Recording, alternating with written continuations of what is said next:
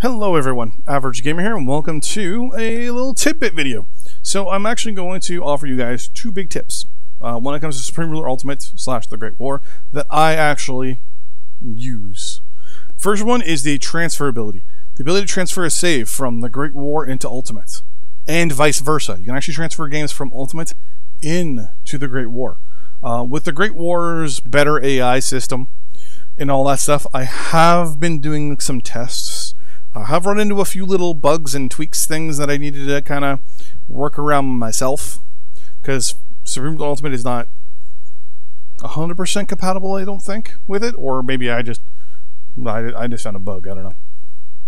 But I've transferred over another China campaign, a Madagascar campaign, my own personal campaign, our Vietnam campaign, and our Ontario campaign all over into Supreme Ruler Great War to see just how different the AI is there in comparison. And it was impressive. It was impressive. So you have the ability to basically swap your saves. So you can go from the Great War to Ultimate, or Ultimate from the Great War. Like I said, going from the Ultimate to the Great War, though, there is the odd bug here and there. The odd unit might be missing a skin.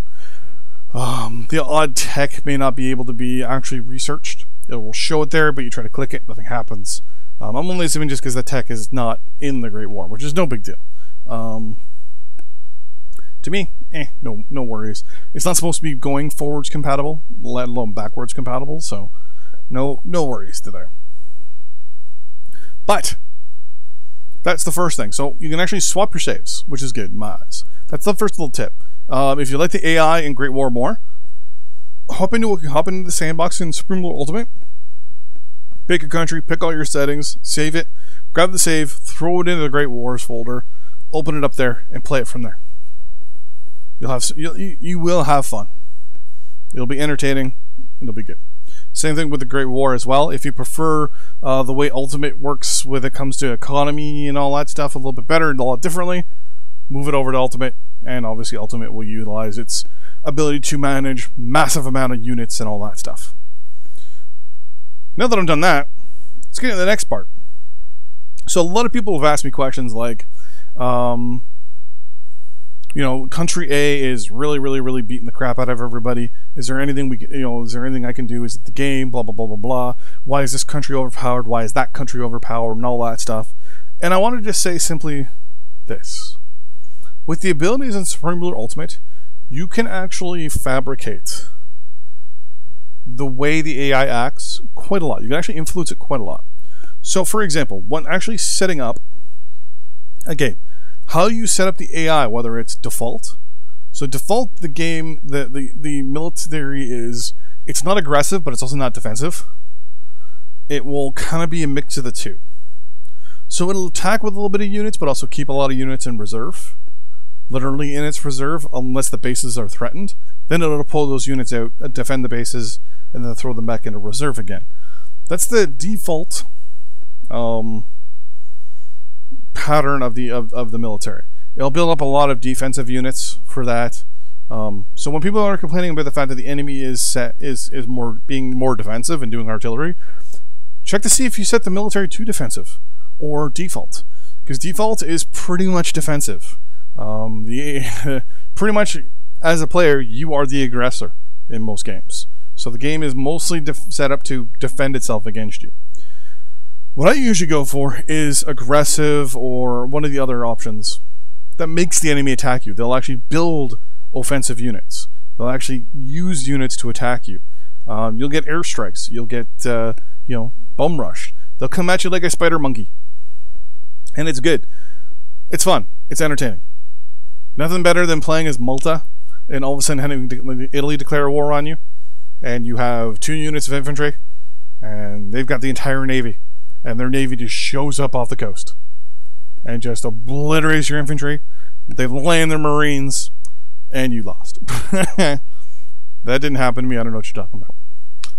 Anyways, so that's that part. Next part is when some people are complaining about the fact that the game itself, after X amount of hours, 20, 30, 100, whatever, is too easy, where they're making too much money hand over foot. The military is crushing too many people too easily. Blah, blah, blah, blah, blah, blah, blah.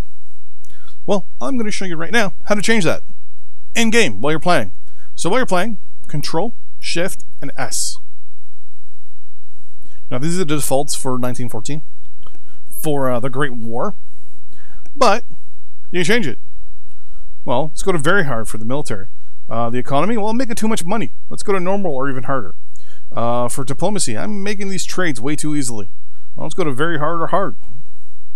Nuclear weapon penalties. People are nuking a little too much. Well, that's pretty much it there. Approval effects. To people, your actual changes and effects that you do in your own country. Basically, this setting here tells you how much it actually affects it. So high effect means that if you increase taxes, it gets a little bit of a, I guess you can say a multiplier probably on the back end. And now that raising of taxes hits your approval effects even more. If you increase the pay to your military, obviously they'll be happier. Word volatility, you can actually change it in the game to high, very high, etc., etc., etc. And then random events, you can change those as well last minute.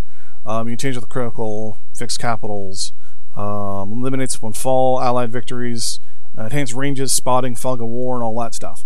You can turn all that stuff off in the game, fiddle and fart with it. The only thing you can't change is the aggressiveness of the AI, which is unfortunate. If that's ever an option, that would be pretty good, because then you would actually be able to change things, whether they're defensive, aggressive, mixed, etc., etc. So those are two big tips I wanted to give and share with everybody. I use them. I use the settings page a lot often when doing Let's Plays every now and then. I think it was during the China one. I think after we took out Russia, during the war with Russia, it may have been just after during the war with Russia, that I changed the military settings to very hard, because we just stomped Russia, and I was like, yeah, I didn't know. I didn't tell anybody, but I just changed it to very hard. Like I was either in the middle of the war or just after the war. I changed it to very hard because I was like, you know what? No, this is just no. No, I don't think so. Too easy. Too easy. So, with that in mind, two major things that I just wanted to point out for tips for people, new players, old players, players that thought they knew about this stuff but didn't. Specifically, that settings page. It's also where you can do your cheats. I'm not going to tell you what the cheats are, other than the Kofefe one. If you watch our live stream with the devs, one of them used it in the chat as a joke. Yeah. But anyways, thanks for watching, and I will see you guys in the next video. Bye-bye.